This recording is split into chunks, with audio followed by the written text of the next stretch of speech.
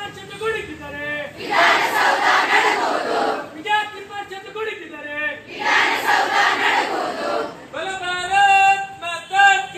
ಶರ್ಮಣಿ ಅಖಿಲ ಭಾರತೀಯ ವಿದ್ಯಾರ್ಥಿ ಪರಿಷತ್ ನಗರ ವತಿಯಿಂದ ಇವತ್ತು ಪ್ರತಿಭಟನೆ ಕರೆಗೊಳ್ಳಲಾಗಿದೆ.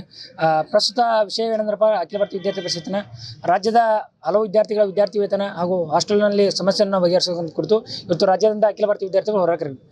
ವಿದ್ಯಾರ್ಥಿ ವೇತನ ಕಳೆದ ವರ್ಷ ವಿದ್ಯಾರ್ಥಿಗಳನ್ನು ಸರಿಯಾಗಿ ರಾಜ್ಯ ಸರ್ಕಾರ ಜಮಾ ಮಾಡದೇ ಕುರಿತು, ಅದೇ ರೀತಿ ಸಮರ್ಪಕ ಹಾಸ್ಟೆಲ್ಗಳಲ್ಲಿ ಹಲವಾರು ವಿದ್ಯಾರ್ಥಿಗಳಿಗೆ ಕಿಟ್ಗಳನ್ನು ಪೂರೈಸೋದು ಇರೋದ ಸರ್ಕಾರಕ್ಕೆ ಇವತ್ತು ರಾಜ್ಯ ಸರ್ಕಾರದ ಹೋರಾಟವಾಗಿದೆ.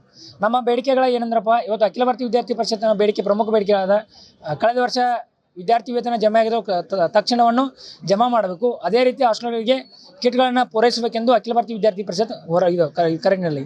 ಅದೇ ರೀತಿ ಇನ್ನು ಮುಂದೆ ಇನ್ನು ಮನವಿ ಸಲ್ಲಿಸಿದ 15 ದಿವಸ ಒಳಗಡೆ ರಾಜ್ಯ ಸರ್ಕಾರ ಬೇಕಾದ ಸೌಲಭ್ಯಗಳನ್ನು ಸ್ವಲ್ಪದೇ ಹೋದರೆ ಮುಂದಿನ ದಿನಗಳಲ್ಲಿ ಬೃಹತ್ ಮಟ್ಟದ ಹೋರಾಟವನ್ನು ಕೈಗೊಳ್ಳಬೇಕು. ಬಡ ವಿದ್ಯಾರ್ಥಿಗಳು ವಿದ್ಯಾರ್ಥಿ ವೇತನ ನಂಬಿ ಶಿಕ್ಷಣ ಪಡೆಯುತ್ತಿದ್ದಾರೆ.